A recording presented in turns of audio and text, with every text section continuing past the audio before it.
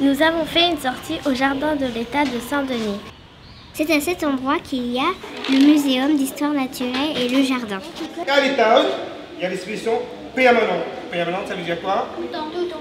Tout le temps. Ça ne change pas en haut. Ici, ça change tous les 2 ans, 3 ans. Ça dépend. On a commencé la visite par une exposition temporaire au rez-de-chaussée. Oh yeah, un écureuil. Laura. Regardez le poisson. Laura.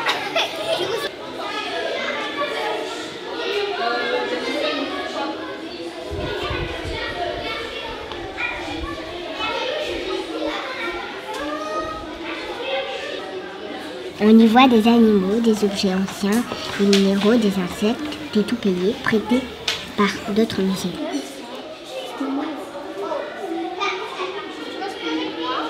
Thomas, tu veux pas voir un aigle? Non, j'aime pas.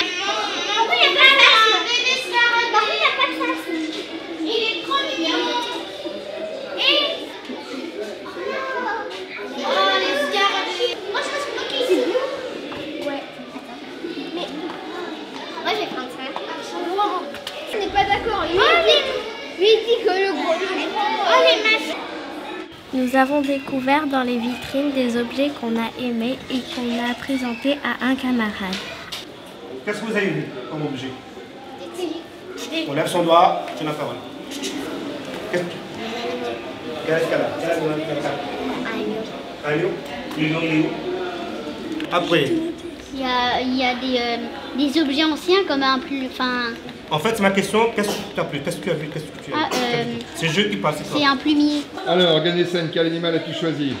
Le lion, parce qu'il est le roi de la savane, qu'il a une crinière jolie et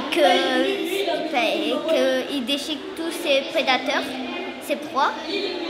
Moi, j'ai choisi le pantal parce que je l'ai jamais vu. Il a l'air d'être cool. Et voilà. Voilà la partage que j'ai choisie. Voici le roi de la savane. J'aimerais bien savoir si les serpents, ce sont il y en a qui sont bien, il y en a qui ne seront pas venimeux.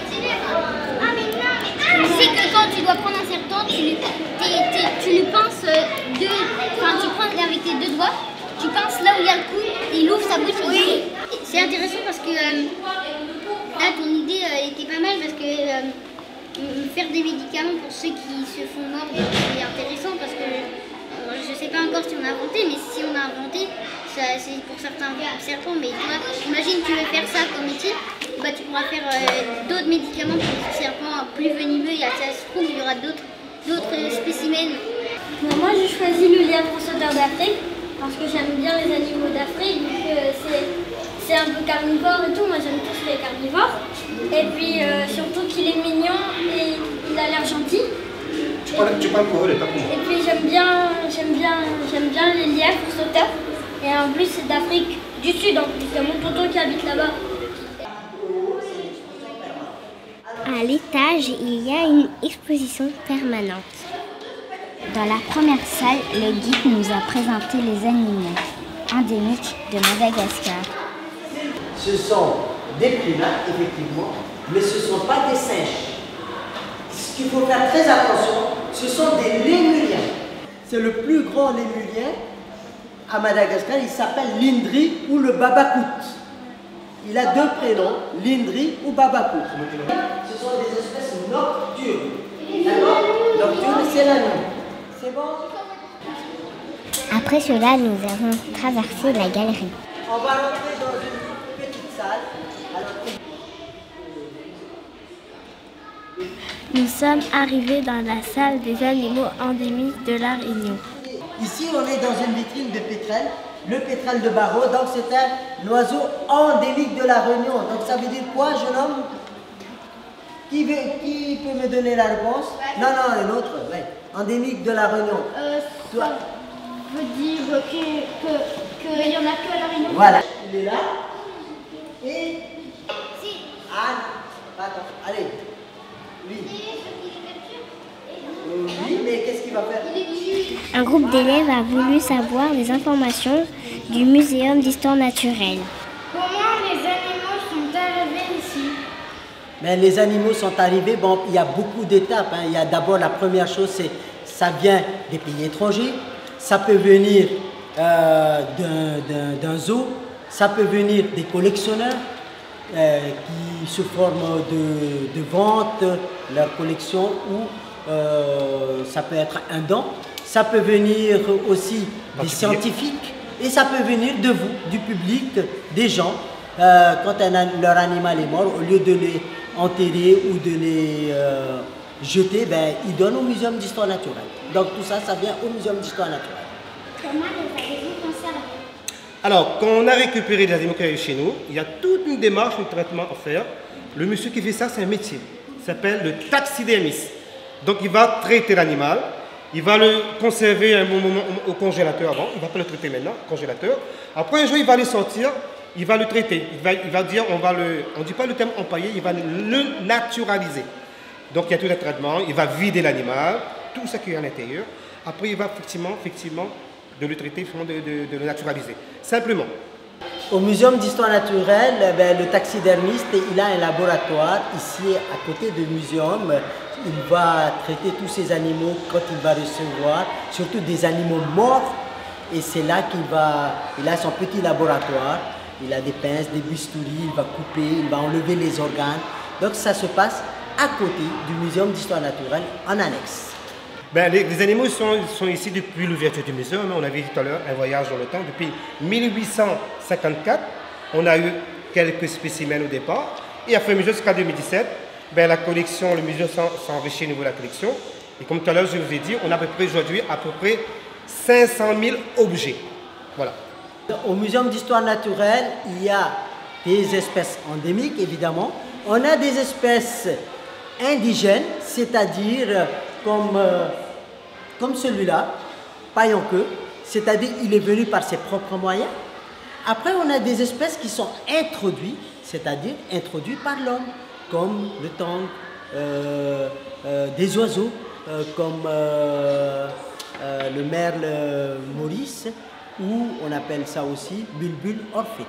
Donc, il y a des espèces endémiques, introduites et indigènes. Surtout, si on les expose, c'est pour justement connaître leur histoire et garder aussi le patrimoine aussi culturel de La Réunion à travers ces objets exposés. Surtout pour les connaître. Comme tout à l'heure, on disait s'il y a des animaux qui ont disparu, ils sont plus vivants dans la nature. Mais le fait d'avoir quelques animaux qu'on a récupérés et qu'on a restitués, ça permet de connaître surtout leur histoire et de garder de toute façon tout le patrimoine de La Réunion.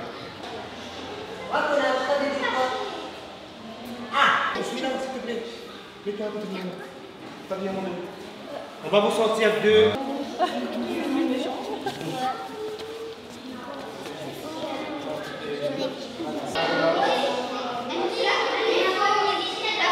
La visite s'est poursuivie dans le jardin. Je vais vous demander de regarder le fruit de cet arbre-là. Ah, c'est là, c'est là. Alors, vous allez me dire combien de côtés il a? 4 côtés, ok, c'est bon, regardez le beau fruit. Ok? Il est de quelle couleur? Vert. Il y en a un ici, il est de quelle couleur? Marron. Ok. Cet arbre-là, il s'appelle le bonnet de prêtre. Ok? Est-ce que ça ressemble à un bonnet de prêtre? Exactement. Alors, le fruit, il ne se mange pas, mais il va résister à l'eau. Ça veut dire qu'il peut flotter et sortir de La Réunion. Et selon les courants, il peut arriver à Maurice. C'est bon, tu comptes les coups?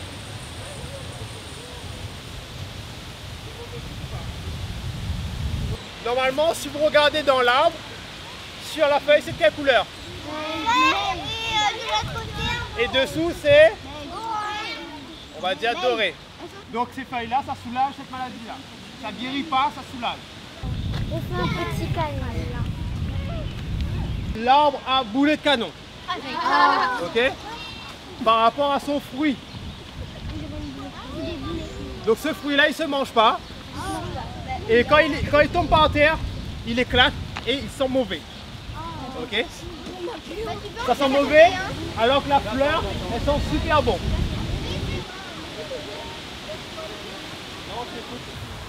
Donc les branches avec les épines, elles portent les fruits et les fleurs. Alors que les branches sans épines, elles portent quoi? Les feuilles. Les feuilles, exactement. Quand a été construit le jardin de l'État? Alors le jardin de l'État a été construit en 1761. Qui a construit le jardin de l'État? Alors c'est la Compagnie des Indes qui a construit le jardin de l'État parce que c'était eux qui avaient la gestion de la Réunion à l'époque. Pourquoi le jardin de l'État a été construit? Alors il a été créé parce que en fait les premiers habitants de la Réunion, ils ont vu qu'il n'y avait pas beaucoup de fruits et de légumes à disposition naturellement. Du coup ils ont décidé de créer un jardin pépinière pour acclimater et replanter ces espèces qui viennent du monde entier. Voilà. En fait c'est des espèces ramenées par différentes personnes et du coup ils l'ont implanté ici pour acclimater l'espèce et voir si ça pousse vraiment à La Réunion. Comment retenez-vous tous les noms des arbres? Bah, par passion. J'adore les arbres, du coup ça me fait plaisir d'apprendre les arbres, leurs caractéristiques, etc. Donc je m'enrichis dans les livres, sur internet et j'apprends, voilà, par cœur. Les élèves ont adoré les trésors du patrimoine mondial. Nous vous invitons à visiter ce lieu extraordinaire.